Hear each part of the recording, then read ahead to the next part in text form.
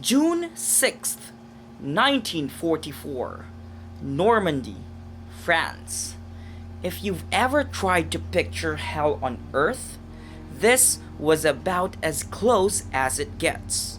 The sky was gray and heavy, waves slamming against landing craft, packed shoulder to shoulder with soldiers who looked more like ghosts than men.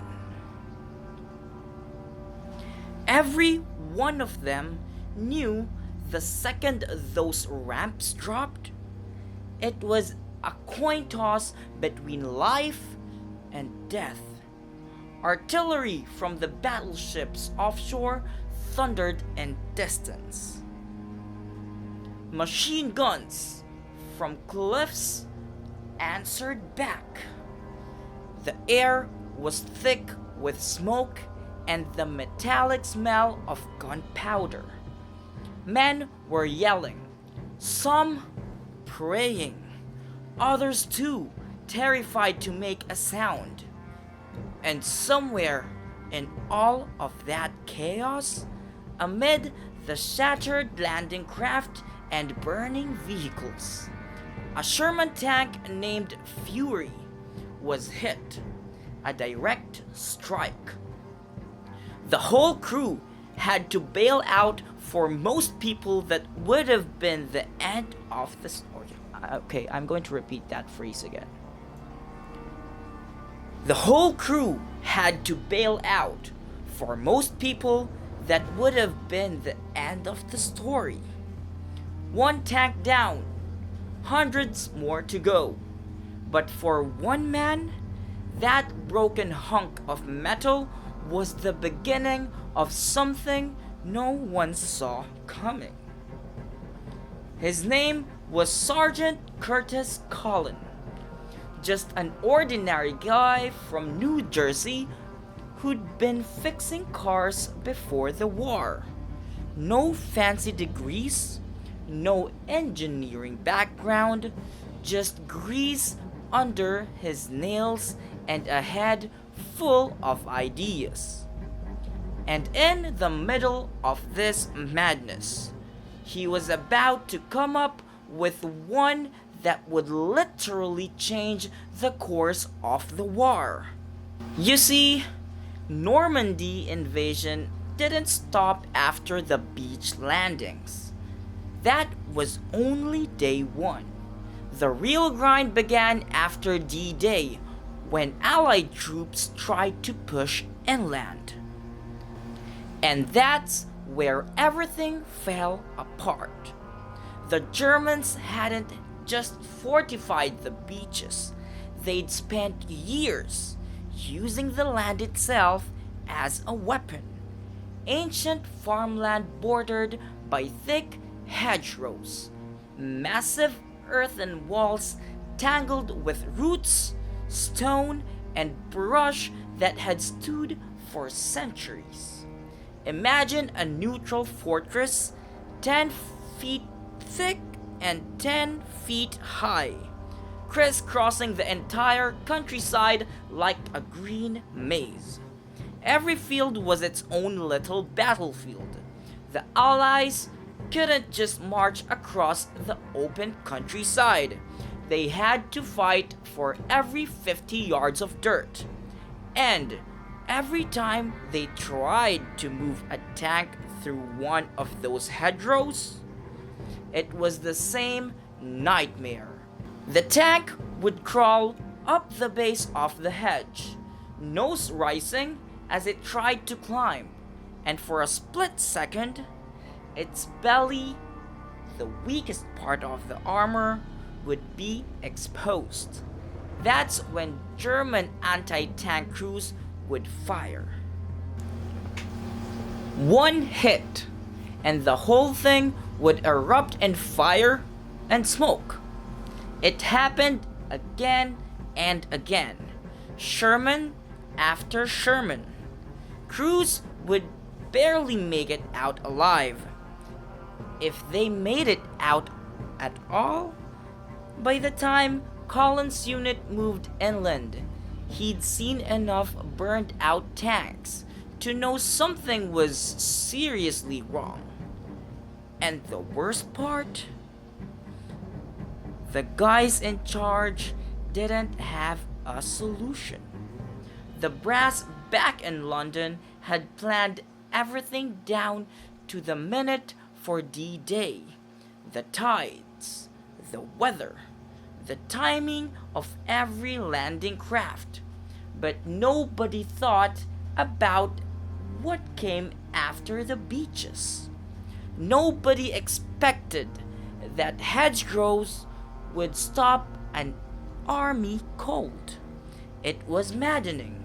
Soldiers joked darkly that Normandy wasn't a battlefield. It was a giant coffin with leaves. They'd advance one field, get pinned down by machine gun fire from the next, and call in tanks for support. But those tanks tried to move through a hedge, boom. Collen wasn't laughing. He was watching friends die every single day because no one could figure out how to get through a few hundred miles of dirt and roots. And that's when he started thinking like a mechanic again. The way he saw it, the problem wasn't the hedgerows themselves. It was the angle. Every tank was trying to go over them. That meant lifting the nose, showing the belly, and basically begging to be shot. But what if, instead of climbing, they could go through? It sounds simple now, but back then, that was a radical thought. He started doodling in his notebook. Sketches of metal prongs, levers, cutting edge. He wasn't thinking like a soldier. He was thinking like a guy trying to get stubborn old truck out of a ditch.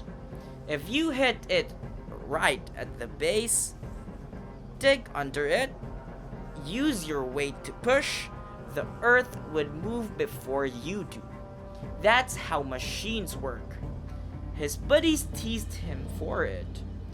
Cullen's building us a time machine, one guy joked. Another said, "You're gonna stop the war with a pencil, huh?" He did not care. Mechanics always get underestimated. People think because you work with your hands, you didn't work with your brain. He knew how force transferred, how pressure built up. The hedgerows weren't magic. They were just physics waiting to be beaten. So he took his sketches and marched into his commanding officer's tent. Captain Samuel Morrison, a man known for equal parts temper and common sense. Collen laid out his plan. Take a damaged Sherman, weld steel prongs to the front, and ram the thing straight through a hedgerow. Morrison blinked at him. You want to drive a tank through a wall of dirt? Yes, sir. And you want to weld? What exactly to it? Steel prongs, sir. From the German beaches obstacles, those big iron axes they left behind. We'll cut them apart and reuse the steel. Morrison just stared. Sergeant, that's either the dumbest idea I've ever heard or the smartest. Collen just grinned. Well, sir, if it's dumb and it works, it's not dumb. After a long pause, Morrison sighed. All right, you've got 48 hours. But if you kill anyone with this stunt, I'll personally have your hide." That was all Collen needed. He grabbed a team of welders, got permission to scavenge the beach, and started cutting up the leftover steel obstacles the Germans had planted to stop the invasion. Those things, called track hedgehogs, were huge, heavy iron beams welded together like giant metal jacks. Perfect material. The men worked through the night, sparks flying, torches hissing, hands blistered and black with soot. Collen designed the prongs at just the right length, 4 feet long, angled slightly downward to bite into the base of the hedge. He wasn't guessing. He measured, tested, adjusted. He even calculated the torque from the impact. By dawn, the tank was ready. 4 massive steel tusks welded to its front like some kind of prehistoric beast. It looked ridiculous and terrifying. One of the soldiers walked by and said, "What the hell is that?" Collen smiled. "What, that? That's how we're getting out of Normandy."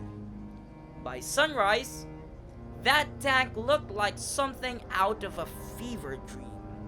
4 massive iron prongs jutting out from its front, blackened from the welds, still warm to the touch. The man called it ugly, and they weren't wrong. It looked like a bulldozer crossed with a porcupine. But Collen didn't care what it looked like. He cared if it worked. Word spread fast. Soldiers came to see Collen's contraption. Curious, half expecting it to explode on contact, one guy even brought coffee and said, "If this thing works, I'll buy you a steak dinner in Paris." Collen just smirked. "Make it 2 steaks. I'm bringing the crew." Captain Morrison showed up with his clipboard, his expression caught somewhere between disbelief and resignation. "Sergeant Collen, I hope you said your prayers, because if this thing doesn't work, you're explaining it to a general." Collen saluted. "Yes, sir. But if it does, you're explaining it to Eisenhower." That actually got a laugh, which was rare for Morrison. He nodded toward a nearby field. "There's your test site. Biggest, ugliest hedgerow I could find. Let's see what happens." Now, for anyone who's never seen a Norman hedgerow up close, it's hard to understand just how tough these things were. They weren't soft green bushes. They were country's old walls. Dirt, stone, and tangled roots, thicker than your arm. Some were 15 feet high and solid as concrete. Tanks had been breaking themselves against them for days. As the Sherman tank rolled into position, the whole crowd went quiet. Collen could feel his pulse hammering in his ears. This was it. Weeks of frustration, sketches, late night welding. All of it came down to one moment. Inside the tank, the crew was ready. The driver, Corporal Jake Mitchell, tightened his gloves, The gunner, Sergeant Tom Harrison, cracked a nervous joke about hoping his life insurance was paid up. Even the loader, Private Danny Chen, double-checked his seat straps. Morrison raised his arm, gave a sharp wave, and the tank's engine roared to life. The ground trembled. Thick black smoke belched from the exhaust. Collen could feel the vibrations in his boots. The tank rolled forward, slowly at first, then faster, picking up the speed. 30 tons of steel charging on into what looked like an immovable wall of earth. And then, impact.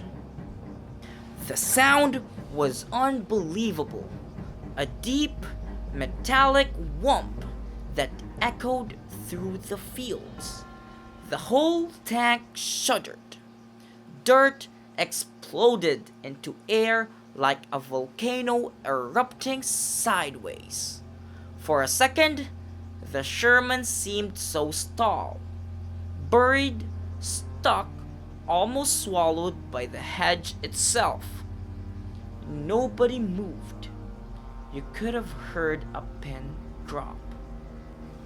Then, slowly, impossibly, the tank started moving again.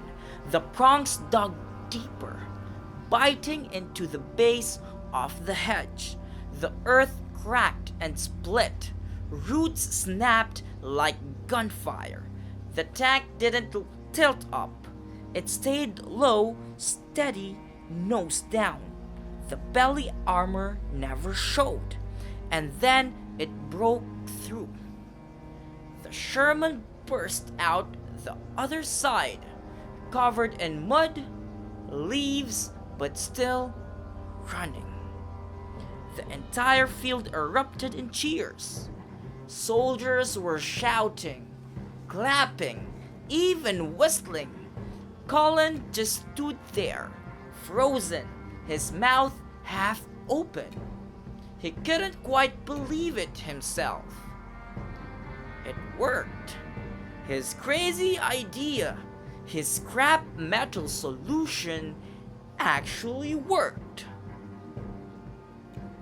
Mitchell popped open the hatch, grinning like a kid.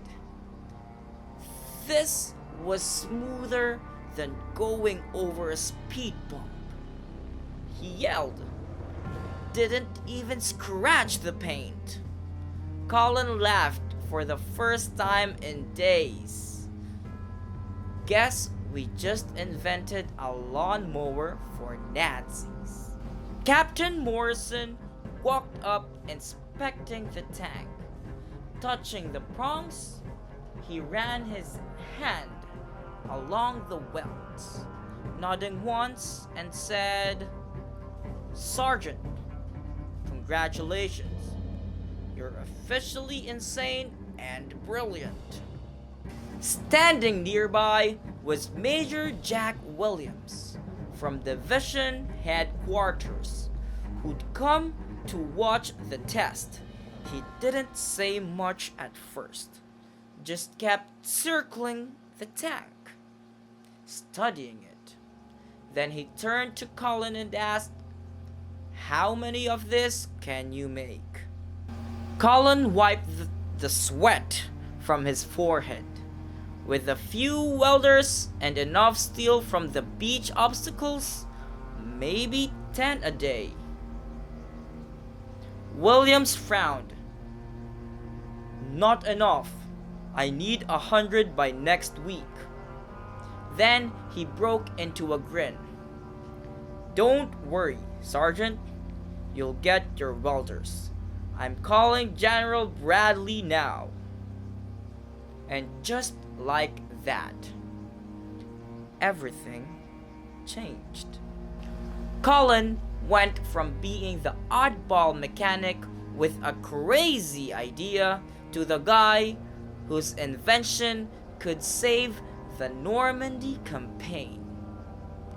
The brass didn't waste time. Orders went out to every tank depot in the area. Find damaged Shermans, salvage steel, start welding. That night, back at camp, the crew celebrated with rationed coffee and stale biscuits. The soldiers' version of champagne and cake. Chen raised his tin mug and said, "To the rhinoceros." "The what?" Colin asked. "That's what we're calling it," Chen said with a grin. "Looks like one, fights like one, tough, ugly, and unstoppable. The name stuck, the rhinoceros." But Colin wasn't celebrating for long. He knew one successful test in a field wasn't enough. You could prove something in theory, but war doesn't care about theory. He needed to know it would hold up in combat, under real fire, against real enemy positions. The next morning, Captain Morrison came to see him. "You got your proof of concept. Now you get to prove it in battle. There's a German strongpoint 2 miles from here that's been holding up our advance. Every time we send tanks, they get nailed trying to climb those hedgerows. You and your rhinoceros are going to fix that." Colin's stomach dropped. "Sir, you want me to ride along?" "You built it," Morrison said. "You're the one who knows what might go wrong." That night, Colin barely slept.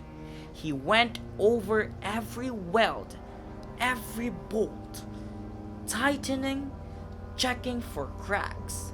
The tank looked solid, but war had a way of humbling even the best machines. Private Chen found him still working under lantern's glow. "You should rest, Sarge. Big day tomorrow." Colin didn't look up. "I'll rest when I know this thing won't get us killed." "You really think it'll work under fire?" Chen asked. Colin hesitated. "I think it has to. We've already lost too many men to those damn hedgerows." At the dawn, the rhinoceros rolled out toward the front line. The weather was gray again, mist hanging over the fields. Every engine rev felt like a heartbeat. The infantry followed close behind, hoping this new contraption would finally break the deadlock. Colin climbed into the commander's cupola, headset on, trying not to think about what would happen if the prongs failed or got stuck. This wasn't a test anymore. This was real. The Germans didn't know it yet, but the ground under their feet was about to shift. The Germans didn't know it yet, but the ground under their feet was about to shift, literally. The morning of the test wasn't quiet. It was intense, the kind of stillness that sits in your shoulder before everything explodes. The mist clung low over the Normandy fields, thick enough to taste. You could hear engines idling, men coughing, the metallic click of rifle bolts being checked one last time. Somewhere up ahead, through that fog, were Germans who had been turning Allied tanks into scrap for days. Collen's creation, the rhinoceros, rolled forward at the head of the column. Its four jagged prongs looked meaner than ever. Caked in dried mud, blackened at the tip, every soldier nearby stopped and stared. Nobody said much, but you could read it in their faces. God, I hope that thing works. Inside the tank, it smelled like oil, sweat, and hot metal. The crew was quiet, listening to the radio crackle with updates from scouts up ahead. The driver, Corporal Jake Mitchell, kept tapping the steering handles. Nervous habit. The gunner, Tom Harrison, muttered something about owing Collen a drink if they made it through alive. Focus on the hedge, Collen said through the intercom. Hit it at a slight angle. 15-20 degrees. Let the prongs bite low. Copy that, Mitchell said. The target ahead wasn't just another field. It was a German strongpoint that had been holding back American troops for 3 days.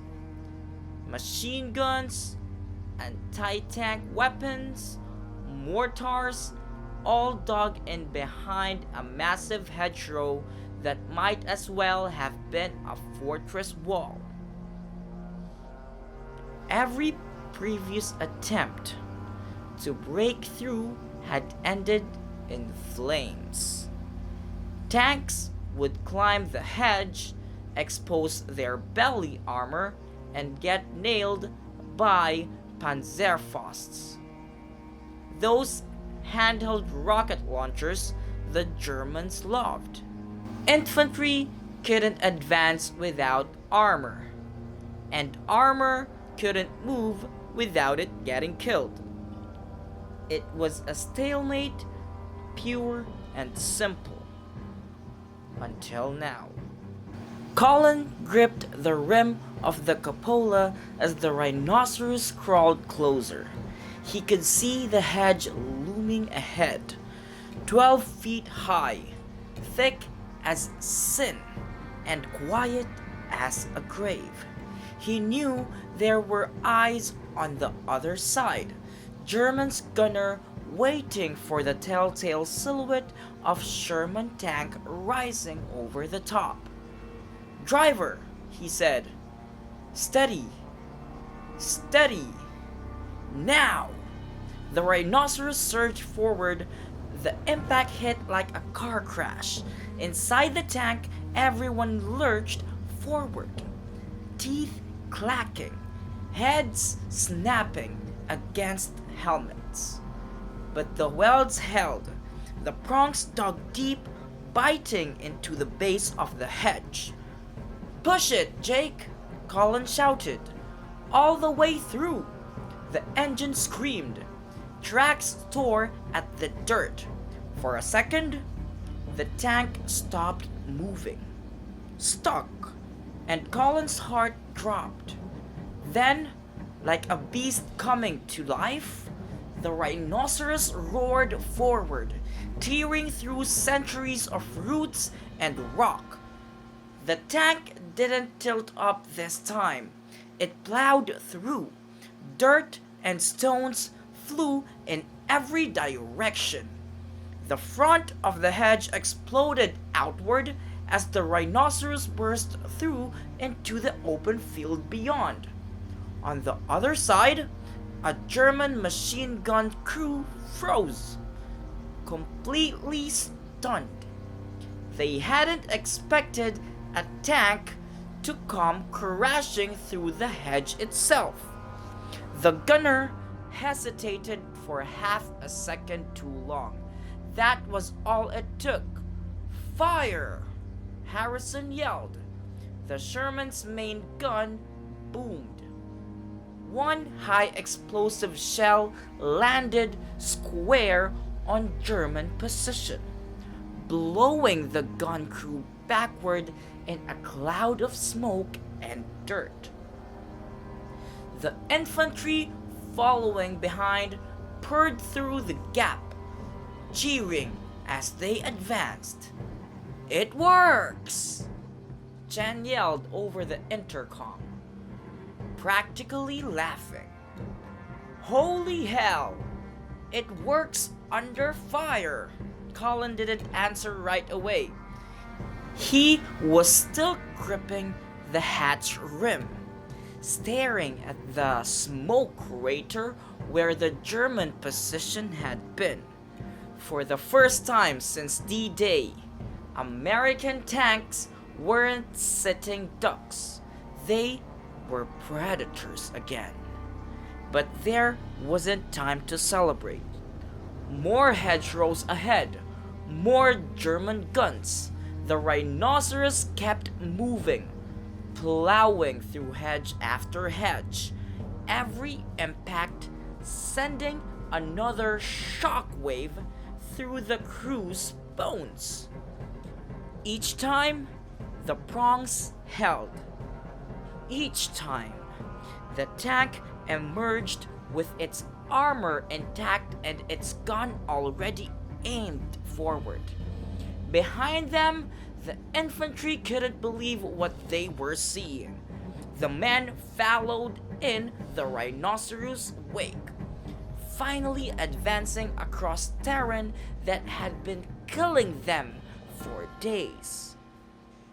"Keep going, Rhino!" one shouted. "Open us another door!"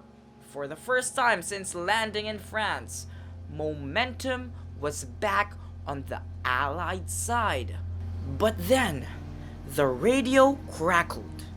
"Panther tank, front, 200 meters, behind the next hedge." Everyone went dead silent. A Panther was no joke. Bigger gun, thicker armor, longer range. If the rhinoceros got caught halfway through a hedge, they were done for. Collen's mind raced. They could pull back and call in artillery. The safe choice. But that wasn't the point. His invention was supposed to change the game. He took a deep breath. "We're not stopping. We hit it fast and hard. Breach the hedge and aim where that panther's hiding. We'll catch him turning." Mitchell didn't argue. The engines revved, gears grinding. The rhinoceros lunged forward again, smashing into the next hedgerow. With everything it had, dirt flew. Roots screamed as they tore apart. Inside the tank, the world turned into noise and motion. They broke through, half blind, mud flying everywhere. And there it was, the Panther, just as Intel had warned, sitting in partial cover with its turret mid-turn. Harrison didn't hesitate. Firing! The Sherman 75mm cannon roared. The armor-piercing round slammed straight into the Panther's side, thinner than its front, and punched through. Smoke poured out as the German crew bailed. their tank burning. The rhinoceros crew erupted in shouts. Jen whooped. Mitchell pounded the controls. Even Harrison, usually all business, laughed into his headset. "Nice shot," Collen said, exhaling for the first time in minutes. "That's how you make history, boys." They kept pushing until the strong point was completely overrun. When it was finally quiet, Morrison and a squad of infantry officers came running up to the tank. He looked at the smoking hedgerow, the burning panther, and then at Collen. "Well, Sergeant," he said, "looks like your crazy idea just won us the morning." Collen climbed out, legs shaking, covered in grime. The infantry were already moving through the gasps they made, mopping up resistance. He could hear cheers echoing across the field. "You did it," Morrison said simply, "and I hope you're ready for what comes next, because Division just sent word. They want 5,000 of these cutters built immediately." Bradley's calling them the Collen Hedgerow Cutter. 5,000? Collen repeated, stunned. "Sir, we built the first one in a ditch with a blowtorch." "Then you'd better find more blowtorches," Morrison said with a grin. "The war's not waiting." That night, as the sun went down over Normandy, Collen sat beside the tank, staring at the jagged holes it had punched through the hedge. What had started as a sketch on scrap paper had turned into a weapon that could change the entire campaign. For the first time in days, he allowed himself to feel it. Pride, relief, maybe even hope. The rhinoceros wasn't just a tank anymore. It was a symbol. Proof that one good idea from one ordinary soldier could shift the balance of an entire war. And the next morning, those welders started working. Within a week, it wasn't just one tank, it was dozens. The order had come straight from the top, General Omar Bradley himself. Every available Sherman tank in Normandy was to be fitted with Collen's hedgerow cutter. The army called them tank modifications. The soldiers called them rhinos. The beaches that had once been filled with bodies and wreckage were now welding yards. Everywhere you looked, sparks were flying. The air smelled of hot steel and diesel fuel. Mechanics who'd been repairing tanks a few days earlier were now slicing up old German beach obstacles and turning them into new weapons. Collen was everywhere, inspecting wheels, demonstrating the right angle for the prongs, explaining the balance between digging and pushing. His voice was hoarse from shouting over the roar of blowtorches and engines. He hadn't slept properly in days, but he didn't care. Every time a newly modified Sherman rolled off the line with its steel tusks glinting in the sun, it felt like another step toward victory. General Bradley even came down to see it for himself. "Big man," calm presence. He found Collen covered in grease, leaning against a tank with a wrench in one hand and a cigarette in the other. "You Sergeant Collen?" Bradley asked. Collen snapped to attention, caught off guard. "Yes, sir." Bradley smiled. "I've heard a lot about you. You're the man who got my army moving again." Collen fumbled for words. "Just doing my job, sir. We were stuck. I figured we needed teeth." Bradley laughed at that. A short, genuine laugh. "Teeth, huh? Well, you've given us bite. I'm recommending you for the Legion of Merit. You've done more for this campaign than half the generals in Europe." "Sir, Collen started, but Bradley cut him off. "No false modesty, Sergeant. You solved a problem that was killing us. That's worth more than rank." And just like that, the legend of the Mad Mechanic spread. Newspapers back home started running stories about a New Jersey sergeant who had turned scrap metal into a war-winning invention. Reporters wanted interviews.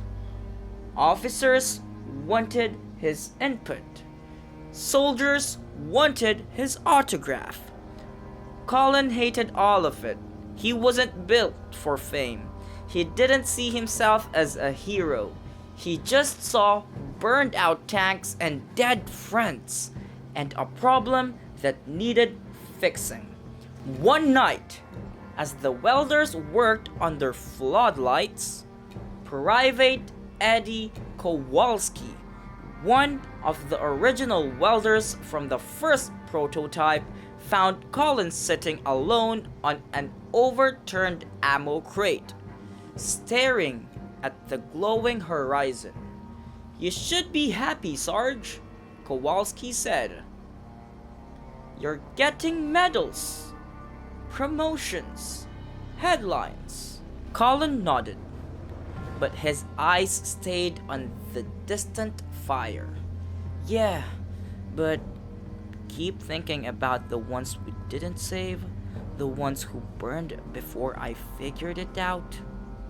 Kowalski sighed. "You can't think like that. You fixed the problem when no one else could. That's what matters." Maybe it still weighed on him.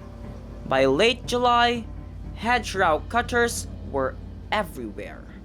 The transformation was incredible.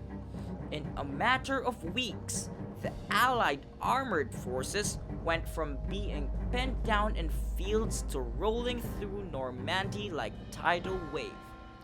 The Germans were stunned.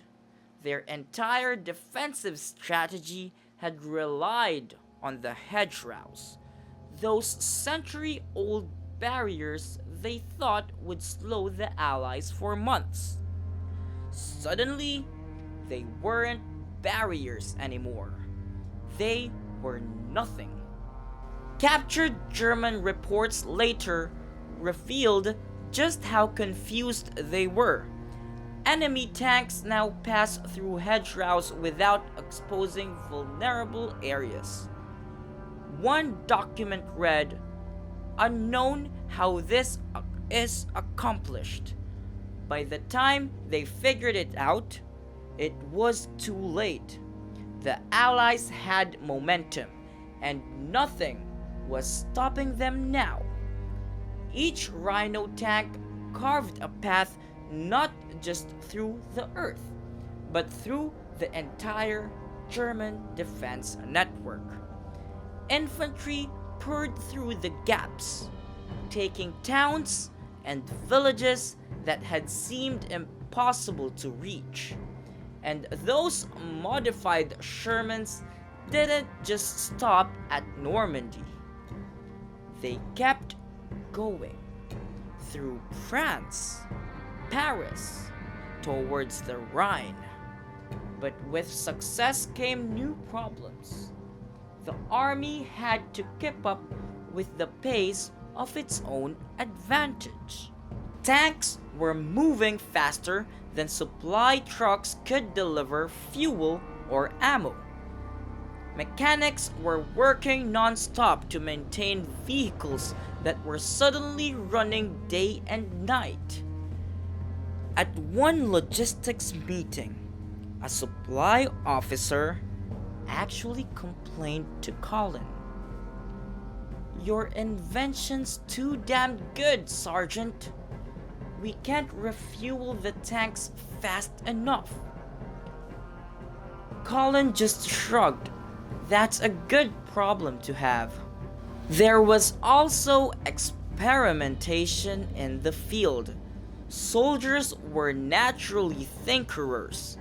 Give them a tool and they'll find new ways to use it.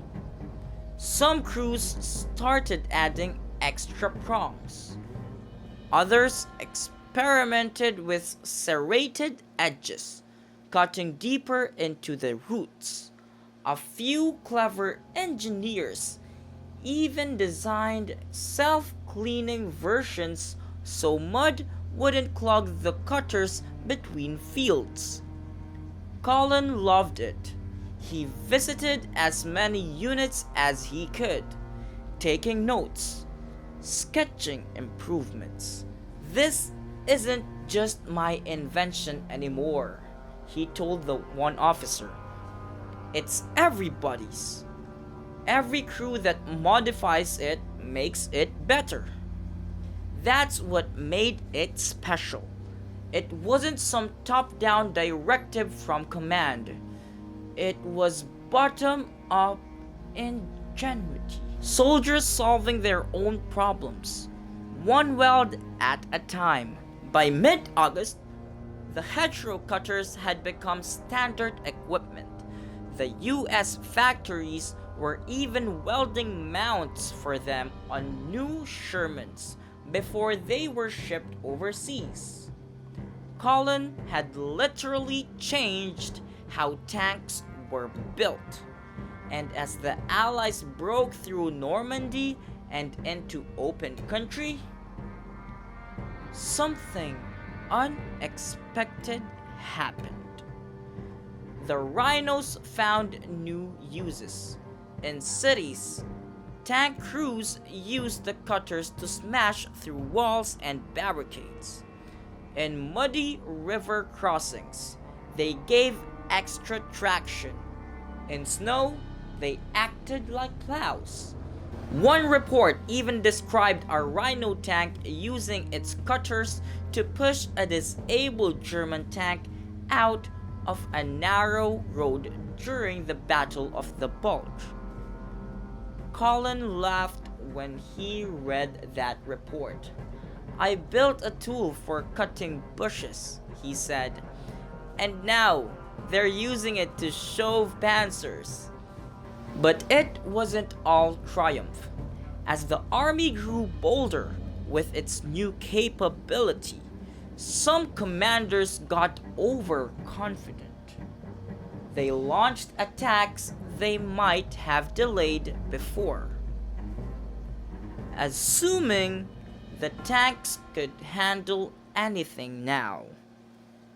That sometimes led to unnecessary casualties. Collen hated hearing about it. He brought it up with a campaign one night. "What if I made things worse?" he said quietly. "What if I gave people too much confidence?" That sometimes led to unnecessary casualties. Collen hated hearing about it. He brought it up with a chaplain one night. "What if I made things worse?" He asked quietly.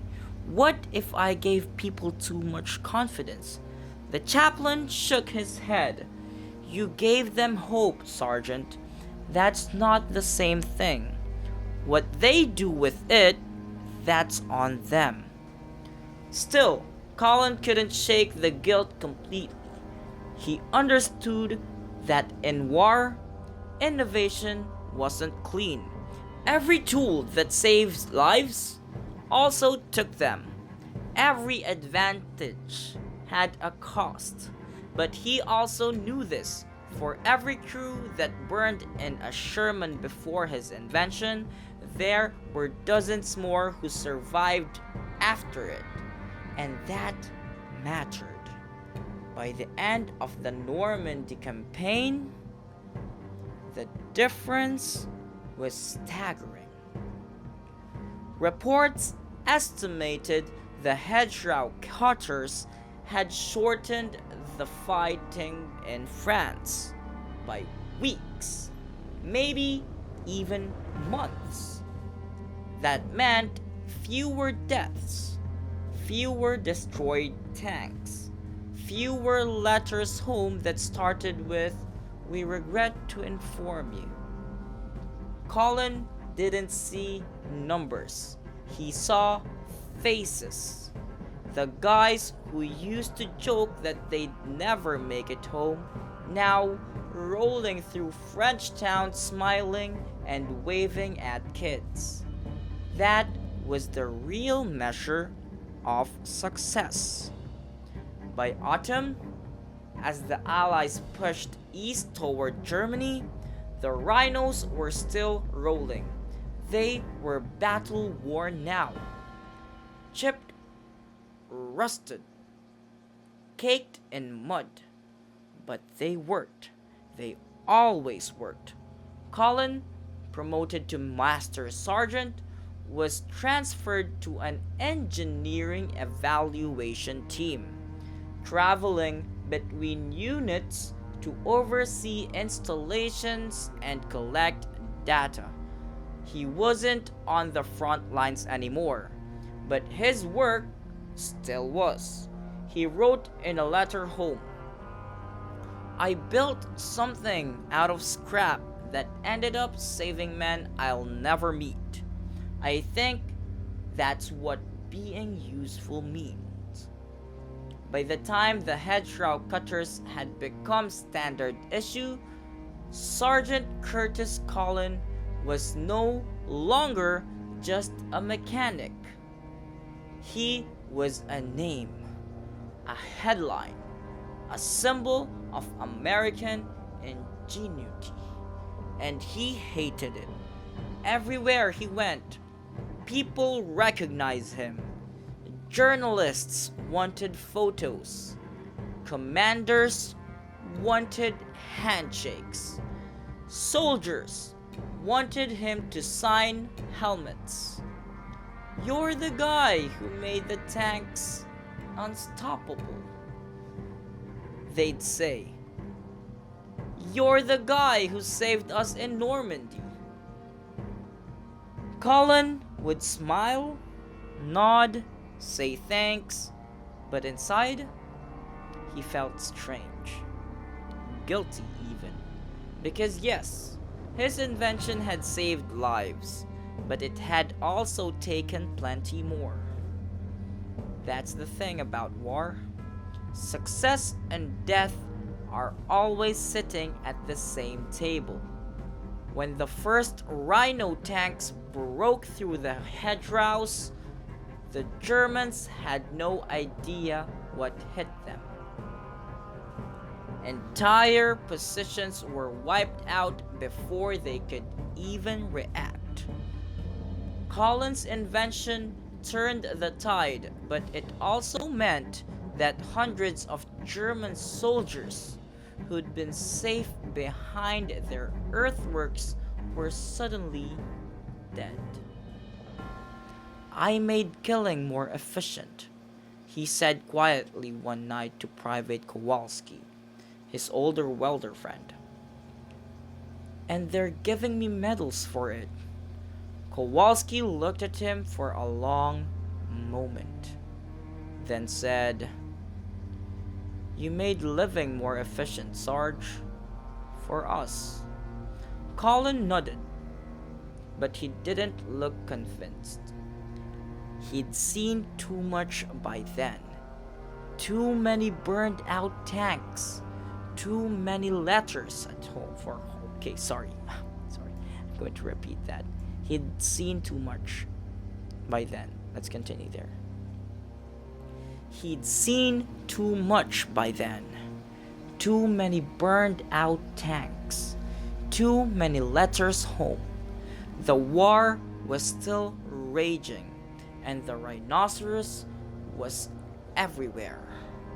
In one sense, it was his masterpiece. In another, it was a reminder of how brutal necessity makes man creative. Still, invention did more good than harm, and everyone knew it. The Allied advance across France was faster than anyone expected.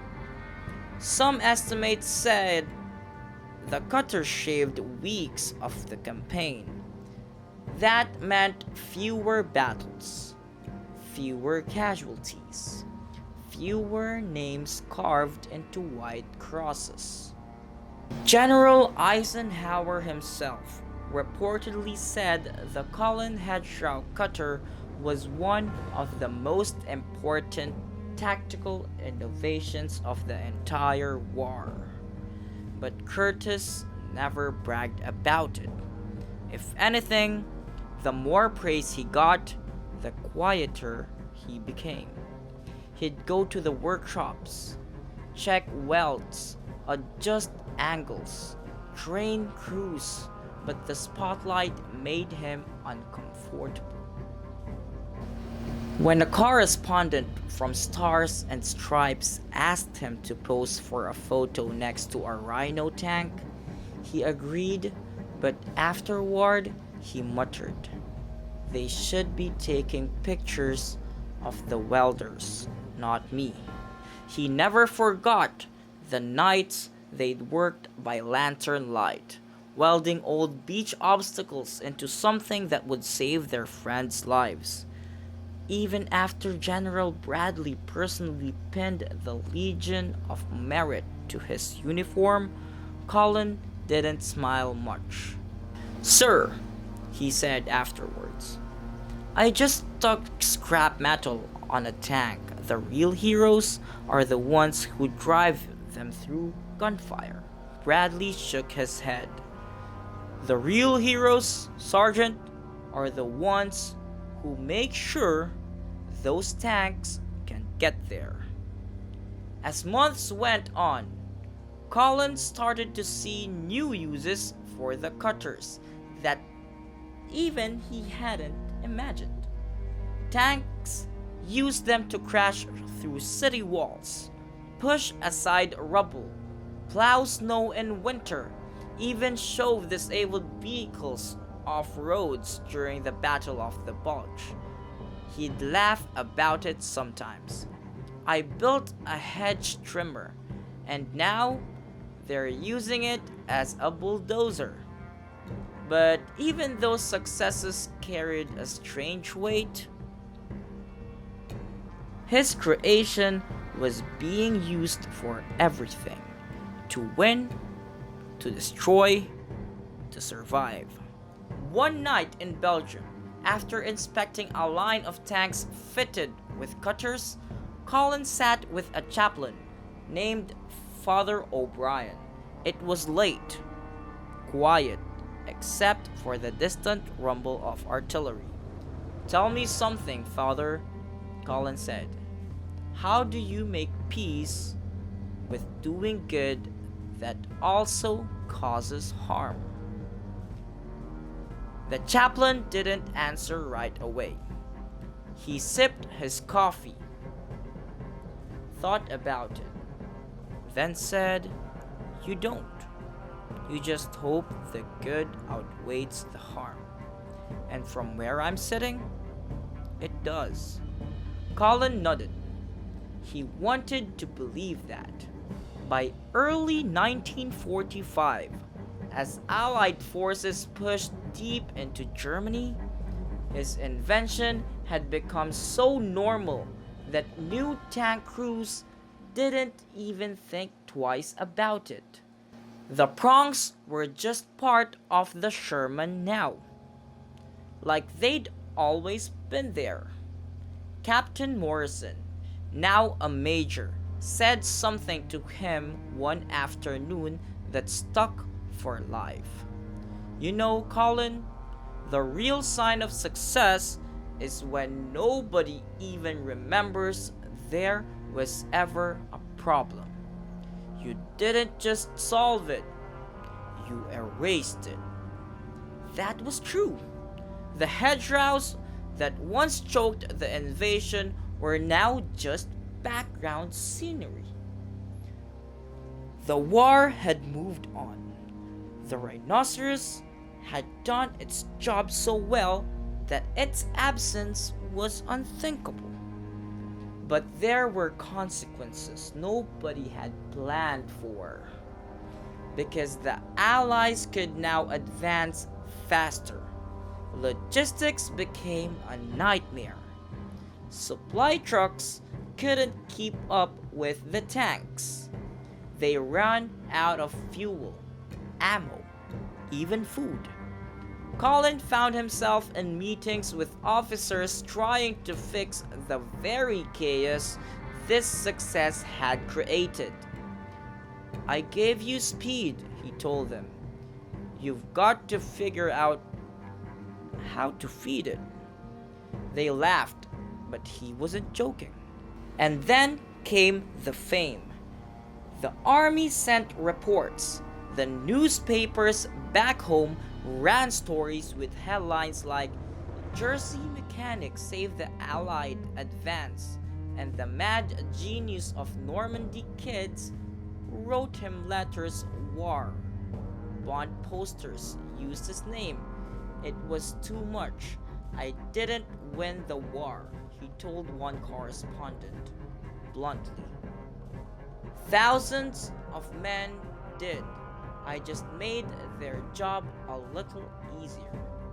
But humility doesn't sell papers, so the myth grew. The genius sergeant with the welding torch who outsmarted the Nazis. By the time Germany surrounded in May 1945, Colin had more medals than he knew what to do with. His invention had been credited with shortening the war in Europe by weeks, maybe months. The US Army's official record said the Collen hedgerow cutter materially contributed to the successful conclusion of the Normandy campaign. Eisenhower himself reported calling it a small idea with massive impact. When the victory parades began, Colin didn't join them. He stayed in camp, packing his gear. When Kowalski found him, he asked, "You're really not going to the parade?" Colin shook his head. "I didn't want applause. I want quiet." He'd seen his invention did, how it tore through centuries-old hedgerow like they were paper. Useful, yes, but he couldn't look at it without remembering the screams on the other side. So, when the war ended, he went home to New Jersey and went back to what he'd always been, a mechanic. Fixing cars, solving problems, making things work. He didn't talk about the war.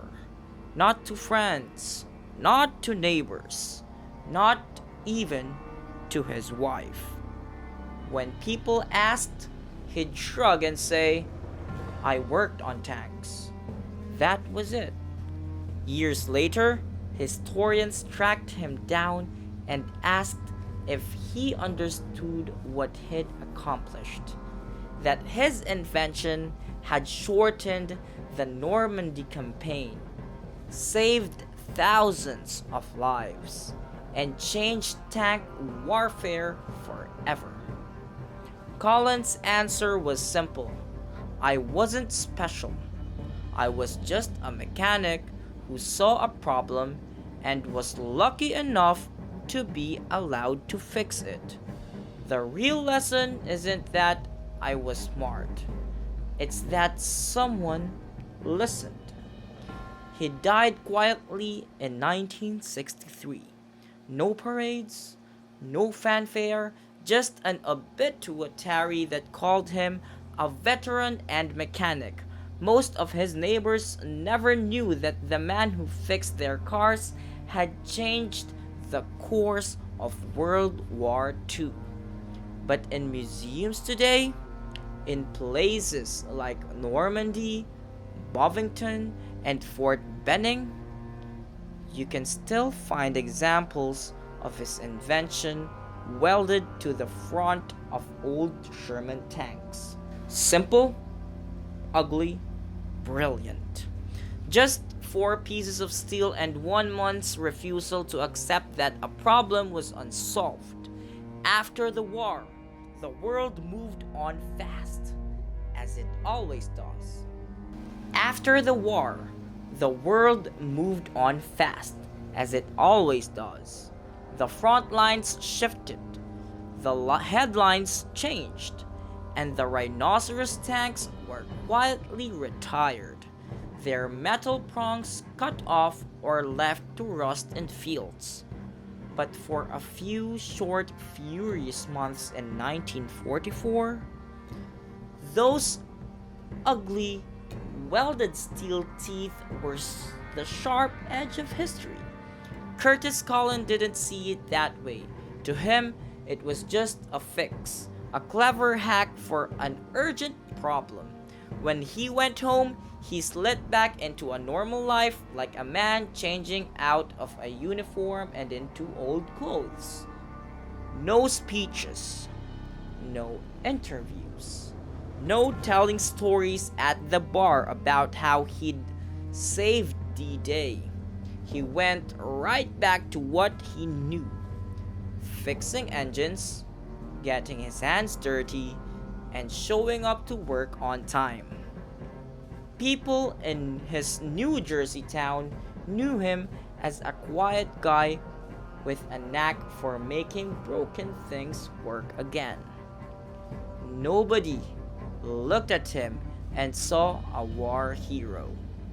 That's exactly how he liked it. Once, when a local newspaper tried to profile him for a Memorial Day story, he completely declined. I did my job, he said. Lots of people did theirs. I was just lucky mine worked out. But history didn't forget him. Not completely. By the 1960s, military historians started realizing just how much impact the hedgerow cutter had made. It wasn't glamorous, but it was decisive. Books about the Normandy campaign started calling it the invention that unblocked the invasion. And by the 1980s, a few surviving Sherman tanks with the cutter still attached were showing up in museums. Visitors would see these jagged steel prongs welded to the tank's front and read a little plaque that said, Collen Hedgerow Cutter, designed by Sergeant Curtis G. Collen, 102nd Cavalry. It's funny how something so small can echo so far. When a historian named David Carter tracked Collen down for an interview years later. Collen was an old man. The historian expected to meet some proud, commanding veteran ready to relive his glory days. Instead, he found a quiet guy in a worn sweater who fixed carburetors in his garage. "Mr. Collen," Carter said, "do you realize what your invention did? It shortened the Normandy campaign, saved lives, and changed how tanks are designed." Colin smiled. "I was just a sergeant with a blowtorch," he said. "The smart part was that somebody let me try." That line stuck with Carter, and later became one of the most quoted in military innovation circles. Because Colin was right. The brilliance wasn't just in the idea, it was in the fact that the army listened to it. Think about it. A low-ranking mechanic, no engineering degree, no authority, just an idea. In most organizations, that would have been laughed out of the room. But one officer took a chance, and that small yes changed everything. That's what people forget about ingenuity. It isn't just having ideas, it's having systems that let the right people act on them. And Colin's story became a quiet lesson inside the US military for decades. You can still find it mentioned in training manuals and leadership courses. The takeaway isn't about welding steel. It's about trusting the people on the ground, the ones who actually see the problems, the ones who can't afford to wait for orders to trickle down. There's even a term for it now: bottom-up innovation. Colin lived it before anyone coined the phrase, but there's another side to his legacy. One that's more personal. For the men who served under him, Colin's invention wasn't just a clever bit of metalwork. It was survival. Veterans from armored divisions used to talk about it like it was a miracle. One tanker wrote home saying, "We don't pray for luck anymore. We pray for rhinos." Imagine being one of those guys, sitting inside a Sherman, knowing every hedge might be your last. Then suddenly, you've got this new tool wielded to the front that lets you smash straight through the thing that's been killing your friends for weeks. You start believing again. You start moving forward again. That's not just tactics. That's morale. That's what Colin really gave them: hope backed by horsepower. Of course, Colin never framed it that way. He saw himself as a fixer, not a savior. He'd tell his wife, "I didn't end the war. I just made it run a little smoother." But sometimes that's exactly what changes the world. Someone who sees a jammed machine and decides to unstick it. Today, if you walk through the Normandy countryside, you can still find those old hedgerows. Thick, tangled green walls that once turned fields into fortresses. Farmers still use them to mark property lines, just like their ancestors did centuries ago. Even so, often, a tour group will stop at one of the surviving bunkers overlooking Omaha or Utah Beach. The guide will point out across the fields and say, "Those hedgerows right there? They stopped tanks. dead until one man figured out how to cut through them. And if you listen closely, you might hear the same thing everyone felt back in 1944. That sound of an engine revving, metal tearing, the unstoppable rumble of a rhino tank punching through the impossible. It's humbling when you think about it. One small act of courage, one scrap metal solution, rippling across history. Collen didn't leave behind speeches or memoirs. He left behind something quieter, a legacy built in steel and welded by hand. The kind that doesn't need fame to matter. And maybe that's the real lesson of his story. That history isn't only made by generals and politicians. Sometimes it's made by the guy with grease under his nails, holding a torch saying, "Let me try something." If you walk into the Tank Museum at Bovington in the UK, you'll find one of those old Shermans sitting there, still fitted with its cutter. The paint is chipped, the steel rusted, but the shape, those four prongs, still look menacing. Tourists glance at it, take a photo, move on. Most don't realize they're looking at one of the simplest, smartest battlefield inventions ever built. On the little metal plate bolted to the side, there's an inscription. Collen Hedgerow Cutter, Normandy, 1944.